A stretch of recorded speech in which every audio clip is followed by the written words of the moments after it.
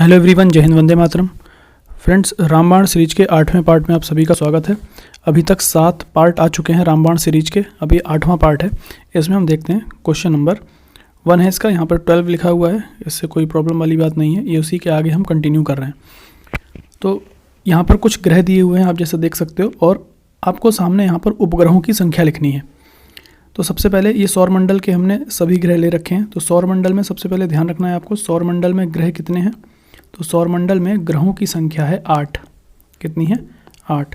पहले सौरमंडल में ग्रहों की संख्या 9 हुआ करती थी, लेकिन जो 9वां ग्रह माना जाता था, जिसको कहते थे यम ग्रह को सन 2006 में, अगस्त सन 2006 में ग्रहों की श्रेणी से बाहर कर दिया गया। ये आपको ध्यान रखना है। तो अब ग्रहों की संख्या कितनी है? 8। अब उन ग्रहों के कितने उपग्रह हैं वो हमको यहाँ पर देखने हैं। बुध ग्रह के उपग्रहों की संख्या है 0, इसका कोई उपग्रह नहीं है। शुक्र ग्रह के उपग्रहों की संख्या भी 0। पृथ्वी का एक उपग्रह है जिसको हम चंद्रमा कहते हैं। मंगल ग्रह के 2 उपग्रह हैं, एक का नाम है फोबोस, एक का नाम है डीमोस। 2 उपग्रह हैं, फोबोस और डीमोस। ठीक है। अगला है बृहस्पति ग्रह, तो इसके उपग्रहों की संख्या 79। शनि के उपग्रहों की संख्या 82। अरुण ग्रह के उपग्रहों की संख्या 27 और वरुण ग्रह के उपग्रहों की संख्या 14। ये दोनों आपको याद रखने हैं, बृहस्पति और शनि, क्योंकि पहले ये संख्या अलग हुआ करती थी। पहले बृहस्पति ग्रह के उपग्रहों की संख्या 69 थी और शनि ग्रह के उपग्रहों की संख्या 62 थी। तो पहले जब ये क्वेश्चन पूछा जाता था तो आपसे पूछा जाता अगर कि सर्वाधिक उपग्रह कौन से ग्रह के हैं, तो पहले आंसर होता था बृहस्पति, लेकिन अब जो आंसर होगा वो क्या होगा? शनि, क्योंकि शनि के उपग्रह कितने हैं? 82 और बृहस्पति के कितने हैं? 79। तो अब ध्यान रखिएगा, ये पुराना हो चुका है तो इसको हटा देते हैं। चलिए ध्यान रखिएगा, कुछ ग्रह हैं जिनके बारे में आपको कुछ बातें याद रखनी।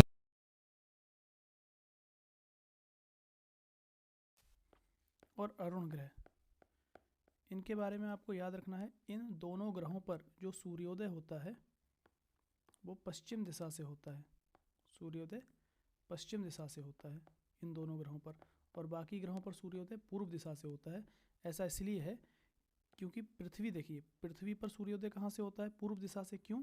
क्योंकि पृथ्वी घूमती है पश्चिम से पूरब की ओर, पश्चिम से पूरब की ओर, जबकि 2 ग्रह ऐसे हैं, शुक्र और अरुण, ये घूमते हैं पूर्व से पश्चिम की ओर, पूर्व से पश्चिम की ओर। तो पृथ्वी घूम रही है पश्चिम से पूरब, इसीलिए सूर्य कहाँ से उगेगा? पूर्व से। जबकि ये घूमते हैं शुक्र और अरुण पूर्व से पश्चिम, तो सूर्य कहाँ से उगेगा? पश्चिम से। ठीक है, तो ये बातें आपको याद रखनी है। इसके अलावा अरुण को लेटा हुआ ग्रह कहते हैं, क्योंकि ये अपनी अक्ष पर बहुत ज़्यादा झुका हुआ है, इतना झुका हुआ है कि लेटा हुआ लगता है। तो इसका नाम क्या है? लेटा हुआ ग्रह अरुण को कहा जाता है। ठीक है, चलिए अगला क्वेश्चन है प्यासी भूमि का देश। अगला क्वेश्चन है प्यासी भूमि का देश किसे कहते हैं? तो प्यासी भूमि का देश ऑस्ट्रेलिया को कहते हैं। जो हमारी टेलीग्राम पर 10 का दम वाली जो सीरीज चल रही है, उस 10 का दम की सीरीज में भी हमने इसको कवर किया था कि प्यासी भूमि का देश किसे कहा जाता है? ऑस्ट्रेलिया को कहा जाता है। ध्यान रखिएगा, ऑस्ट्रेलिया का जो पश्चिमी हिस्सा है, जैसे मैं यहाँ पे आपको बना के दिखाता हूँ, ऑस्ट्रेलिया हम देखते हैं, तो आप देखेंगे ऑस्ट्रेलिया का जो पश्चिमी हिस्सा है, ये वाला जो हिस्सा है, ये पूरा मरुस्थल है। ये पूरा क्या है? मरुस्थल है। यहाँ पर कई सारे मरुस्थल हैं, जैसे यहाँ पर गिब्सन का मरुस्थल है, गिब्सन का मरुस्थल, इसको भी हमने कवर किया है 10 कदम में। इसके अलावा सैंडी का मरुस्थल है, ग्रेट विक्टोरिया मरुस्थल है। ठीक, इस तरह के कई सारे मरुस्थल यहाँ पर हैं। ग्रेट विक्टोरिया मरुस्थल है, पूरा मरुस्थलीय भाग है। तो ऑस्ट्रेलिया को प्यासी भूमि का देश कहा जाता है। अगला, विज्ञान को समर्पित महाद्वीप कौन सा है? तो अंटार्कटिका। अंटार्कटिका महाद्वीप विज्ञान को समर्पित है। यहाँ कई देशों ने अपनी लैब्स बना रखी हैं, अपने ऑब्जर्वेटरी बना रखी हैं अंटार्कटिका में। और अंटार्कटिका ऐसा महाद्वीप है जहाँ कोई देश नहीं है, क्योंकि यहाँ पर सिर्फ बर्फ़ की चादरें बिछी हुई हैं, सिर्फ बर्फ़ ही बर्फ़ है। केवल लोग प्रयोग के लिए, विज्ञान के लिए यहाँ पर जाते हैं, विज्ञान की कोई खोज के लिए, जलवायु पर क्या प्रभाव पड़ रहा है, मानसून इत्यादि का, इन सब का अध्ययन करने के लिए यहाँ पर जाते हैं। लैब्स अपनी अपनी अलग अलग देशों ने खोल रखी हैं। इंडिया ने भी यहाँ पर अंटार्कटिका में अपनी कुछ लेबोरेटरी बनाई हैं, कुछ प्रयोगशालाएं बनाई हैं। ठीक है, तो मैंने आपको एक क्लास में करवाई भी थी कौन सी प्रयोगशालाएं हैं, तो यहाँ पे मैं आपको और बता देता हूँ फिर से। जैसे जब हमने अंटार्कटिका पढ़ा था तो आपने देखा था कुछ हमने इस तरह से एक मैप बनाया था, ये अंटार्कटिका महाद्वीप हमने बना दिया, ऐसा अंटार्कटिका महाद्वीप था। यहाँ पर दक्षिणी ध्रुव है ये वाला पॉइंट।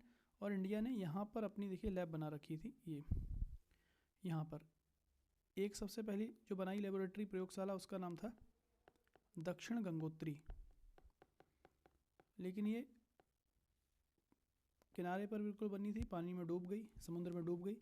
इसके बाद हमने दूसरी बनाई यहाँ पर, इसका नाम रखा मैत्री, कुछ अंदर बढ़ाकर। ये आज भी ऑपरेशनल है, ये ऑपरेशनल नहीं है, ये ख़त्म हो चुकी है दक्षिण गंगोत्री, ठीक है, मैत्री। और एक फिर यहाँ पर बनाई, इसका नाम है भारती। तो अंटार्कटिका में हमारी अभी वर्तमान में 2 प्रयोगशालाएँ काम कर रही हैं। कौन कौन सी हैं?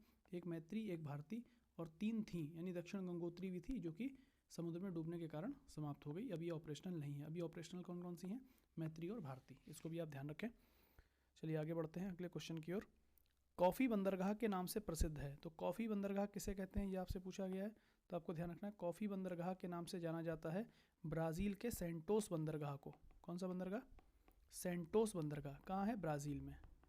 ब्राज़ील के सेंटोस बंदरगाह को कॉफ़ी बंदरगाह के नाम से जाना जाता है, ठीक। अगला, उत्तर अमेरिका महाद्वीप की 5 महान झीलों के नाम आपको बताने हैं। तो देखिए 5 महान झीलें कौन सी हैं, मैं इन झीलों का क्रम लिख रहा हूँ। तो देखिए क्रम कहाँ से है? पश्चिम से पूर्व की तरफ, ठीक। 1 2 3 4 और 5, इस तरह 1 2 3 4 5।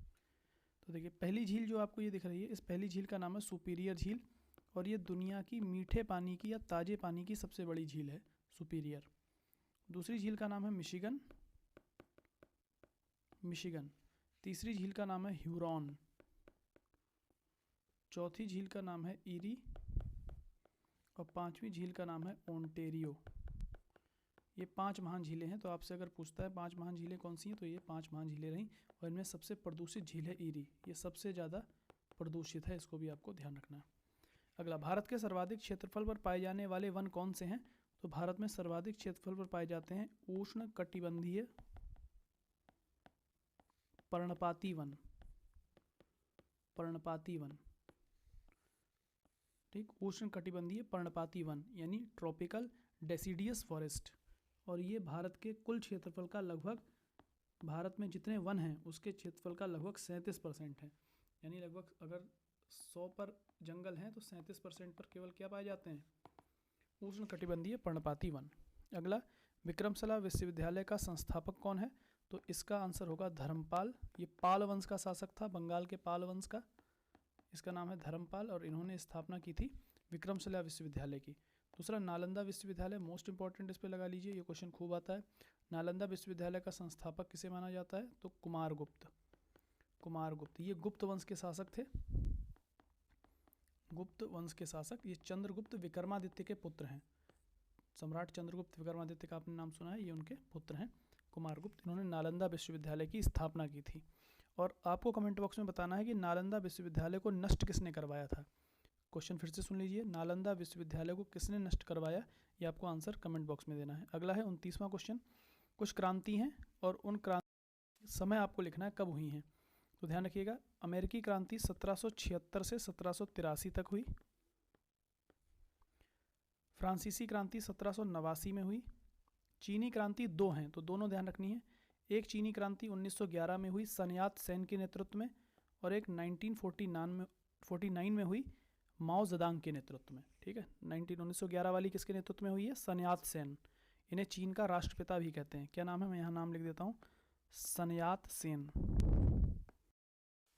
सन यात सेन को चीन का राष्ट्रपिता भी कहा जाता है, और इनके नेतृत्व में 1911 की चीनी क्रांति हुई थी। और 1949 की जो चीनी क्रांति हुई, जिसको साम्यवादी क्रांति के नाम से भी जाना जाता है, ये हुई थी माओ ज़ेडुंग के नेतृत्व में, ठीक। माओ ज़ेडुंग या माओ त्से तुंग भी कहते हैं, माओ त्से तुंग। अगला है रूसी क्रांति 1917 में हुई, किसके नेतृत्व में हुई? तो नाम ध्यान रखिएगा, लेनिन, लेनिन के नेतृत्व में हुई थी, ठीक।